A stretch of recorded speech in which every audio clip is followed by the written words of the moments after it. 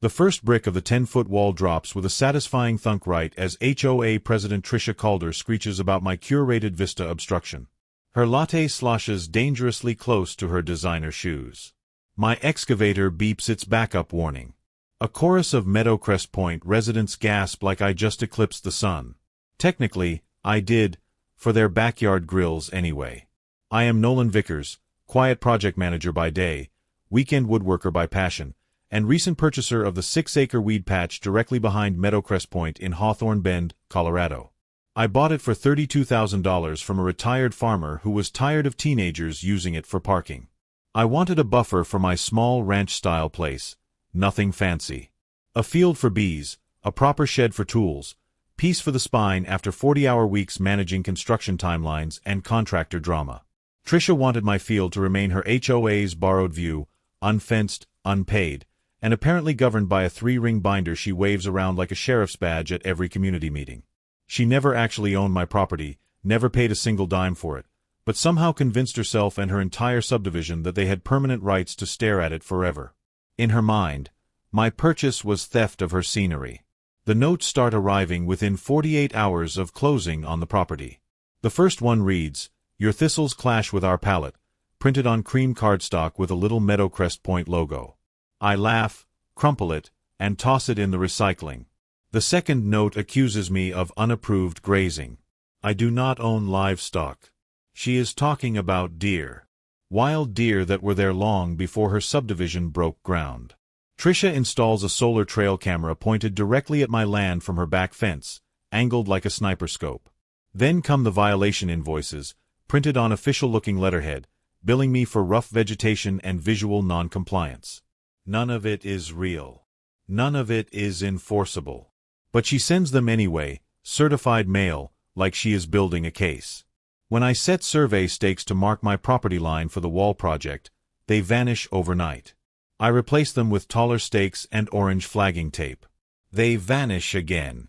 On the third attempt, I use metal stakes driven 2 feet deep. Those last exactly one night before I find them pulled up and tossed into the drainage ditch.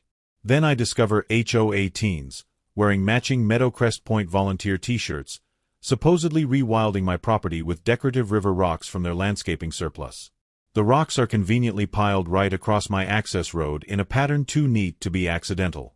Trisha organizes sunrise yoga patrols that end with her standing at the fence line in expensive athleisure, measuring my compost bins with a tape measure and taking photos on her phone. She sends me detailed emails with attachments showing angles and dimensions, as if my composting violates some cosmic law. She emails the entire neighborhood with the subject line, "Alert, Vickers to build storage facility and rec views." The email includes mock-up sketches she apparently paid someone to create, showing a massive industrial warehouse where my simple bee shed will actually stand. I am building a 12 by 12 structure to house equipment for pollinator habitat. Simple wood construction, natural stain, nothing offensive.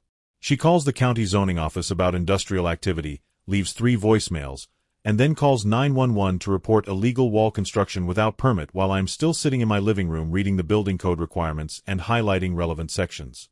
Then Trisha escalates from petty harassment to outright fiction with footnotes. She files a sworn complaint with the county planning department, claiming my field is a commercial junkyard and environmental hazard. She attaches a photoshopped image showing a bulldozer graveyard that looks like a screenshot from a disaster movie, complete with rusted equipment and oil drums that have never existed on my property. She tells the fire marshal I am stockpiling explosives on site, using words like dangerous chemicals and hazardous materials in her formal complaint. It is lime and mulch.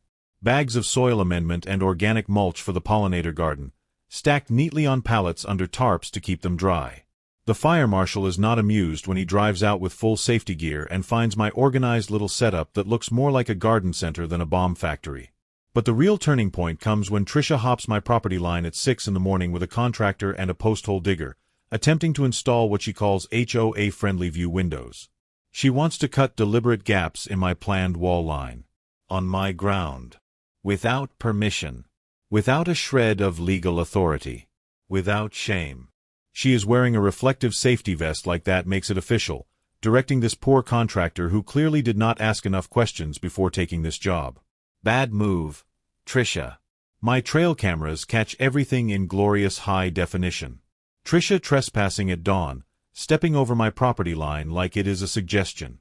Trisha uprooting my survey stakes with a crowbar, grunting with effort, her face red with exertion and entitlement. Trisha spray painting the words "no wall" directly onto my stacked cinder blocks in neon orange paint. The aerosol can hissing in the quiet morning air. The fire marshal arrives for his follow-up inspection, sees my tidy pallets and organized materials with proper labels and safety data sheets, then turns around and asks Trisha why her contractor is operating without a business license or liability insurance. She smiles like it is tax season and she forgot to file, that frozen expression people get when they realize they just made a very expensive mistake. Here is the thing about quiet men who work in project management. We read. We document. We keep files. I pull my folder from the county office, nice and thick with official stamps on every page.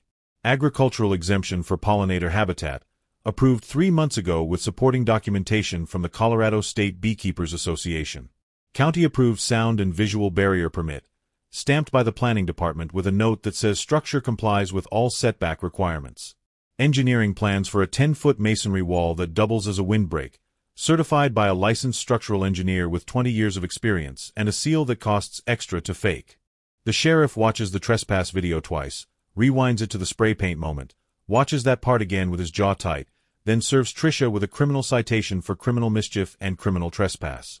He also delivers a temporary restraining order requiring her to stay at least 100 feet from my property line. The county planner, tired of Trisha's phone calls, emails the HOA board directly with a one-liner that makes my entire year. No view rights, easements, or privileges exist for Meadowcrest Point HOA on the Vickers property. The building inspector stops by unannounced, sips my water from a mason jar, checks the footer depth with his measuring tape, verifies my rebar placement, and signs the inspection report with a little flourish of his pen. He tells me he has gotten 4 complaints about this project, all from the same person, all completely baseless.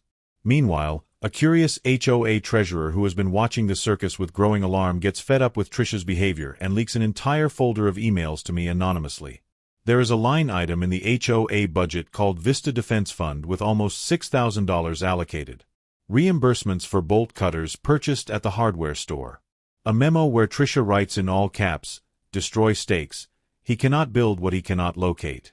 The treasurer also mentions that Trisha has been using HOA funds to pay for personal legal consultation about view rights, which directly violates their own bylaws and could make board members personally liable. I forward everything to my attorney in a single PDF, and she adds it to the exhibit binder with tabs and highlights. Court day smells like stale carpet, nervous sweat, and consequence. My attorney, a sharp woman in her 50s who specializes in property disputes, rolls in a dolly stacked with cinder block samples, photographs mounted on foam board, and a bound exhibit she has titled Field of Schemes in a font that looks almost judicial. We play the trespass footage on the courtroom screen. The video quality is excellent. You can see Trisha checking over her shoulder before hopping the fence. You can hear her directing the contractor to dig here, right here, on my side of the line. We show the photoshopped bulldozer image next to the actual time-stamped photo of my neat material piles with a tape measure for scale. We present the contractor invoice made out to cash with no business name, no license number, just a cell phone number that goes to voicemail. My attorney walks the judge through the email evidence, reading Trisha's own words aloud in the quiet courtroom. Destroy stakes. He cannot build what he cannot locate. The judge's eyebrows climb so high they nearly leave her face. She removes her glasses and cleans them slowly, a gesture that courthouse regulars know means someone is about to have a very bad day. She rules quickly and without sympathy. Criminal mischief in the second degree for Trisha Calder, guilty. Criminal trespass in the second degree, guilty. Civil damages awarded to Nolan Vickers in the amount of $12,000 for materials, labor disruption, and attorney fees. Permanent injunction against Meadowcrest Point HOA and specifically against Trisha Calder from interfering in any way with permitted construction work on the Vickers property. The judge's voice is flat and final, like a door slamming shut. Then I unveil my permit add-on, approved 2 weeks earlier while Trisha was busy hiring her third lawyer and complaining on neighborhood social media. A legal, code-compliant 10-foot masonry wall finished with commercial-grade acoustic panels on the HOA side, specifically designed to reduce their own pool party echoes from bouncing back at them. The panels are rated to absorb sound at multiple frequencies. On my side of the wall, a mural of native wildflowers painted by a local artist who normally does brewery murals, showing columbine, blue flax, and Indian paintbrush in brilliant color. On their side, plain tan stucco, HOA-approved beige, regulation finish. Not a single blooming thing. Not one decorative element. Just a flat expanse of the exact color Trisha herself approved for exterior walls in the Meadowcrest Point guidelines. The judge actually laughs out loud, a sharp bark of genuine amusement that echoes in the quiet courtroom and makes the court reporter smile into her stenography machine.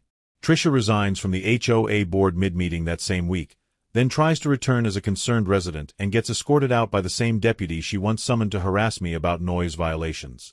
The court orders her to pay fines totaling $8,000, my attorney fees of $12,000, and contribute $15,000 to fund 200 native trees along my property line to soften the view of the wall she tried so hard to prevent. Her face goes white when the judge reads the total. $35,000. Her mouth opens and closes like a fish on dry land, no sound coming out, just this shocked silent gasping as the reality sets in that her borrowed view just cost her more than a luxury car.